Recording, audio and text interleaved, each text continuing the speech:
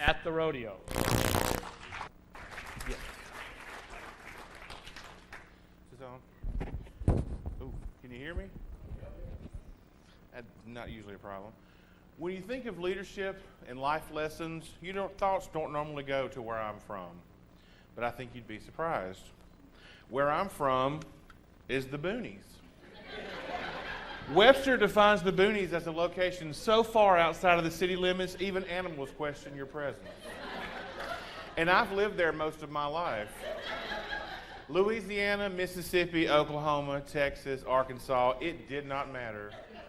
My parents, nomadic Southern Baptists that they were, always seemed to find the boonies in every state. But for the purposes of this presentation, the boonies were in Texas. To give you a little insight into me, you first have to understand my father. He's a man's man. He played football in high school. He was a paratrooper in the Army. He was always kind of all the time. I refer to my childhood as my military service. In the summer, before the 7th grade, it was a bleak, hot Texas day, as every day in Texas is. And my father said, "Get in the truck, boy, we're going to town." Town? We never got to go to town. Town was Bogota, Texas, population 491. And we lived 7 miles northeast.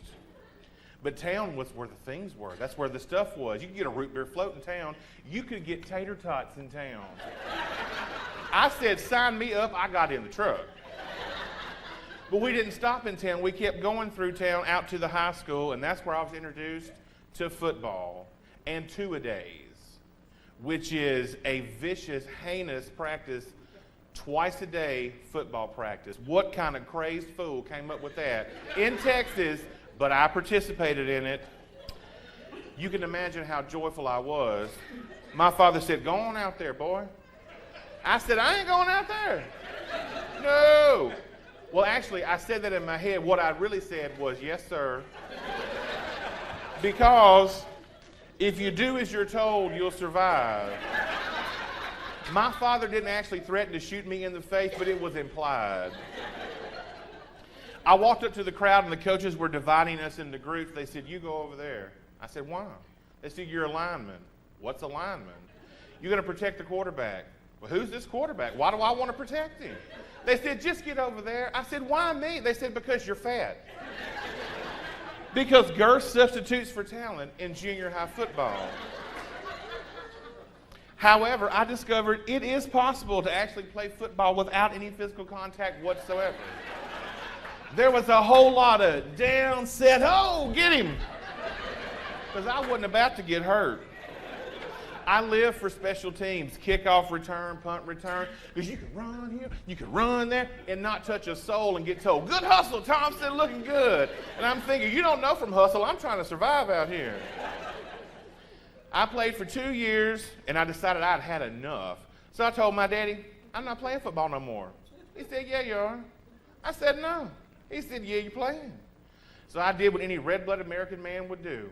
I went crying to my mama, "Mama, please, let me quit football." She said, "Dad, leave him alone. Let him be." And I overheard my daddy say, "What's wrong with that boy, Mama?" And she said, "Just leave him alone. He's trying to find himself." And he said, "Well, he better hurry up because he's about to piss me off." So I tried new activities because there are very few injuries reported in marching bands and honor societies. I tried new music. I even tried new clothes. I went through an unfortunate period where I wanted to be a Madonna backup dancer with black clothes and hair down to here and 5 watches. If you remember the 80s, you remember me.